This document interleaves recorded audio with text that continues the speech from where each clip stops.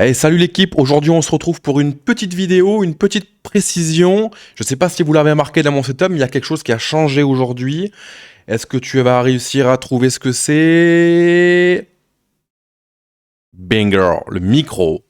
Aujourd'hui, Fifine nous envoie le microphone AM8 donc de chez Fifine, qui est un micro dynamique. Aujourd'hui, avec un embout XLR et un embout USB. Donc là, il est branché actuellement, je suis en train de vous parler avec sur le port USB.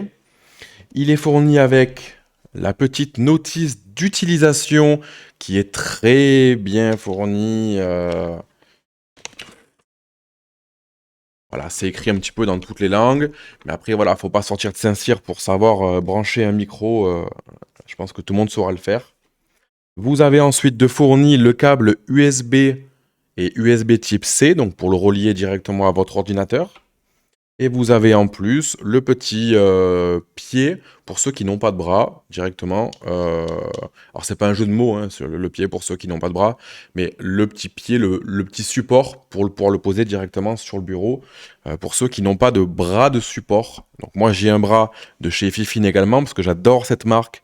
Ils font des choses très très qualitatives. Donc j'ai mon micro habituellement que je me sers tous les jours à côté. Le K688 de chez Fifine aussi, qui est un très bon micro. Je l'ai acheté avant que Fifine m'envoie le AM8. Donc je peux comparer du coup les deux en fonction de la sonorité et du rendu du microphone. Et franchement, entre les deux, ils sont quasiment équivalents au niveau tarif. Là, on est sur 60 € je crois pour le AM8, aux alentours de 60 €. Et celui-ci, on est un poil plus, je crois qu'on est à 62 ou 63 €. Franchement, je suis bluffé. Vraiment, je suis bluffé. J'ai les mêmes réglages dans mon logiciel de son et logiciel de stream. Donc les deux microphones que j'utilise tous les jours ont les mêmes filtres, le même gain. Enfin, tout est exactement pareil pour que je puisse faire le test directement avec ce micro-là. Comme ça, je me rends bien compte de la différence. Franchement, je suis agréablement surpris. C'est un très très bon micro. Déjà, qualitativement, c'est un très bon micro parce que tout le contour est en métal. On peut venir baisser ou relever le micro. Vous avez donc derrière le port UXLR et le port USB-C. Vous avez la prise de jack pour pouvoir brancher directement votre micro à l'intérieur. Et en dessous, vous avez deux boutons, deux petites molettes. Une molette pour baisser le son du casque, si vous voulez avoir un retour casque. Et une deuxième molette pour pouvoir baisser le gain du microphone.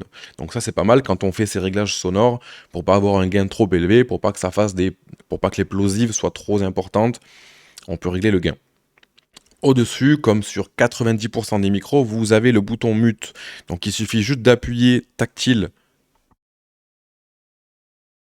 une petite pression dessus et puis là, vous ne m'entendez plus directement.